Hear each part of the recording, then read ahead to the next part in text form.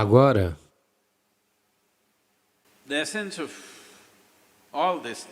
a essência disso tudo é, a primeira coisa é entender a natureza de como a existência está acontecendo. Você pode olhar tanto para este quanto para o átomo, ou pode olhar para o universo. Se você quiser olhar para o universo, é complexo, é difícil, porque você não tem um assento na galeria, sabe? Não existe... Não é como um estádio que você pode sentar em algum lugar e observar todo o universo. É bem difícil. Você só pode ver em pedaços. Se você quer ver um átomo, ninguém nunca viu um átomo, sabia disso? Você sabia disso? Nem mesmo em um supermicroscópio de elétrons você não consegue ver um átomo. Observamos a sua atividade, mas nunca vimos um átomo propriamente dito. Mas o quebramos? Nós somos capazes de quebrar coisas que nem mesmo podemos ver. Esse é o nosso... Temos muito orgulho disso hoje em dia. Podemos quebrar qualquer coisa. Se nós podemos fazer ou não é algo questionável, mas nós podemos quebrar tudo o que quisermos. Até mesmo sem podermos vê-lo, nós podemos quebrá-lo. Agora, o que você vê e o que você não vê por si só é uma coisa muito incerta, no sentido de que... O que é isso que você pode ver? Neste momento, você pode ver minha mão? Sim. Você só pode ver a minha mão porque a minha mão bloqueia a luz. Se a minha mão não parasse esta luz, se ela permitisse que a luz passasse através dela, você não veria esta mão? Sim? Ou, em outras palavras, neste momento, o seu aparelho visual pode ver somente as coisas que bloqueiam a luz. Qualquer coisa que permita a passagem da luz, você não consegue ver? Antes de mais nada, você não consegue ver a própria luz? Você consegue ver a luz que está aqui? Não. Somente o que bloqueia a luz, você consegue ver? O que não bloqueia a luz, você não consegue ver? Muito ruim, não é? Você deveria ser capaz de ver todas aquelas coisas que permitem a passagem da luz, pois são coisas importantes, mas neste momento, seu aparelho visual é treinado para ver, ou é capaz de ver apenas aquilo que bloqueia a luz. Portanto, todo o processo de ver a vida como ela é significa, em primeiro lugar, a evolução de um olho não pensativo, um olho livre de pensamento. Quando eu digo livre de pensamento, ele está livre da marca da memória. Neste momento, estes dois olhos estão muito carregados de memória. Veja, você pode notar que, se você vir um grupo de pessoas assim, se você casualmente olhar assim, se entre essas centenas de pessoas houver um rosto com o qual você esteja familiarizado, você verá que, de repente, esse rosto irá se destacar. Já notou isso? Já notou isso? Você está andando numa rua, há centenas de pessoas lá. Seu amigo está entre elas. Se você olhar aqui, somente o rosto deste amigo será mais evidente do que o restante dos rostos, porque este olho funciona com a memória. Quanto mais memória você tiver, melhor ele verá. Sem memória, ele não consegue ver. Memória significa um passado acumulado. Memória significa informação. Memória significa aquilo que não existe, mas que age como se existisse. As memórias são mais reais do que a realidade, não é verdade? Sim ou não? Veja, quero que você entenda, tudo em sua vida é comandado pela memória. Não é só o seu pendrive, tudo na sua vida. Quando eu digo memória, não é apenas o que você carrega aqui, o seu próprio corpo é um corpo de memórias. O porquê de, se você come uma banana, ela se torna um corpo masculino, e se ela come uma banana, ela se torna um corpo feminino, é simplesmente por causa da memória que o corpo contém, não é mesmo? A informação que está armazenada neste corpo e naquele corpo são diferentes. Com a mesma banana, ele se torna um homem, com a mesma banana, ela se torna uma mulher. Sim ou não? Ou vocês estão comendo diferentes tipos de bananas?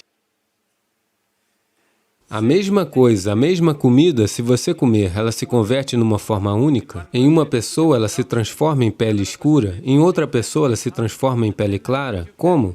A memória que você carrega. Você se lembra do seu tataravô? Você não lembra? Mas o nariz dele está posicionado bem na sua cara. O seu corpo se lembra, não é mesmo? Você talvez não tenha nenhuma ideia de quem ele foi, mas o seu corpo se lembra ainda hoje. Como seus antepassados eram 1 milhão de anos atrás, ele ainda se lembra, não é mesmo? Então, o que você chama de meu corpo é apenas um corpo de memória? E os olhos estão carregados de memória. Um olho que está carregado de memória, um olho que está corrompido pela memória, não consegue ver nada da forma que realmente é. Ele só verá as coisas como lhe for conveniente, pois o software está funcionando a partir de dentro. Ele não permitirá que você veja nada como realmente é. Isto é o que, tradicionalmente, chamamos de karma. Está em seu corpo, está em suas energias, está lá na maneira como suas reações químicas acontecem, está em seu cérebro, na sua mente, está em todas as coisas. Na própria energia física que você carrega, existe memória. Porque você verá que as energias de cada pessoa se comportam diferentemente umas das outras, simplesmente por causa do tipo de memória que elas carregam. Se você quiser se livrar disso, será um longo processo. E se você se livrar disso, o desmantelamento da personalidade e do corpo vão acontecer. Portanto, outra maneira é criar uma distância dela. Simplesmente mantê-la um pouco afastada. Quando você quiser brincar com ela, você brinca com ela. Quando você quiser desligá-la, você deve ser capaz de desligá-la. Portanto, para isso, é necessária uma visão exterior. Agora mesmo, seus ouvidos estão carregados de memória, seus olhos estão carregados de memória, sua língua está carregada de memória, porque se você nasceu em Karnataka, se você vai para o norte da Índia, a comida não é gostosa, porque a língua está carregada de memória? Sim ou não? Você já sofreu disso ou não? Você foi para o norte e eles falavam alu badi, alu moter, alu palak, alu parota, alu, alu, alu, alu. Era o que eles falavam? Você não aguentou ficar lá? Como sua língua está carregada de memória, ela quer as mesmas coisas de novo, senão ela vai sofrer. Portanto, estar carregado de memória significa que um casulo do passado está te prendendo. Isso não permitirá que você nem mesmo se mova para o presente. Um casulo do passado lhe segura e você permite que ele faça isso. Porque você se sente seguro, ele cria um casulo. A segurança. Mas na segurança também existe prisão. Você estará realmente seguro se o trancarmos em um cofre, não é mesmo? Mas o problema é que você não pode sair. Esse é todo o problema. As paredes que você constrói como autoproteção também se tornam paredes de autoaprisionamento. Essa é a natureza da vida. Se você se tranca por dentro ou por fora, é a mesma coisa. Caso você não abra a porta, se alguém o trancou por fora ou se você se trancou por dentro, não há diferença. De qualquer forma, você está preso, não é mesmo? Pelo menos se alguém te trancou do lado de fora, você pode ao menos reclamar e gritar. Se você se trancou por dentro, você só pode ficar deprimido. Não pode nem mesmo gritar. Com quem você vai gritar?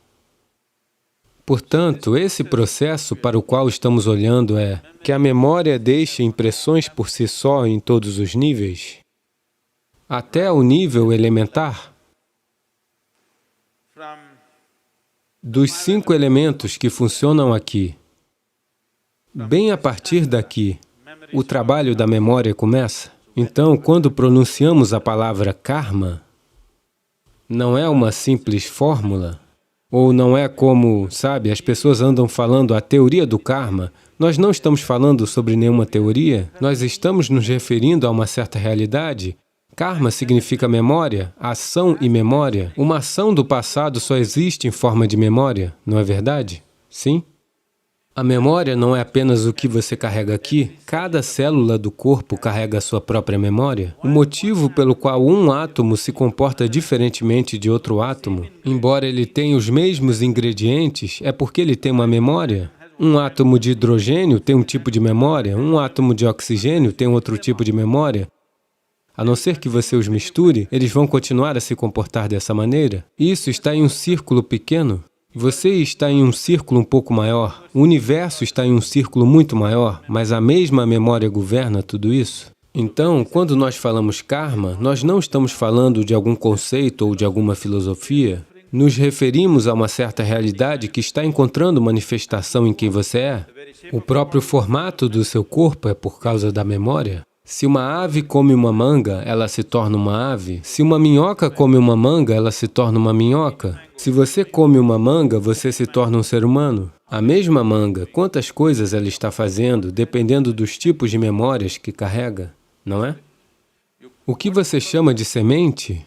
Se você planta a mesma semente, se você planta uma semente no mesmo solo, aqui você planta uma mangueira, ali você planta uma macieira, no mesmo solo. Esta só vai produzir maçãs, aquela só vai produzir mangas. Eu sei que há uma foto de jornal onde, sabe, uma jaca se transformou em banana. Isso é diferente? Sim, você viu isso?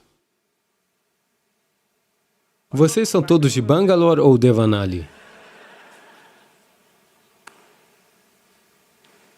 Não? Vocês não viram isso? Um monte de bananas saiu de uma jaca por alguma razão? Isso é uma aberração? E isso aconteceu por causa de alguma hibridação? Não sabemos quem fez a mistura?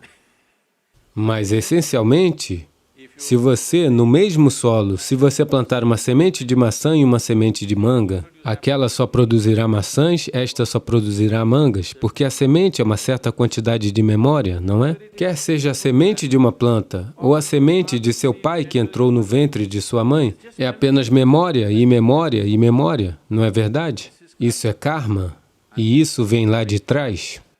Até o nível elementar, tudo é memória. Somente o elemento puro está livre de memória.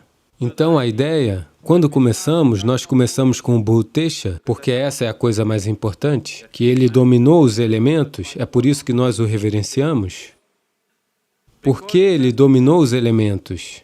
Ele tem um olho que não tem memória, um olho sem marcas, que vê tudo do jeito que é. Portanto, yoga essencialmente significa desenvolver um olho que não está contaminado pela memória, que simplesmente vê.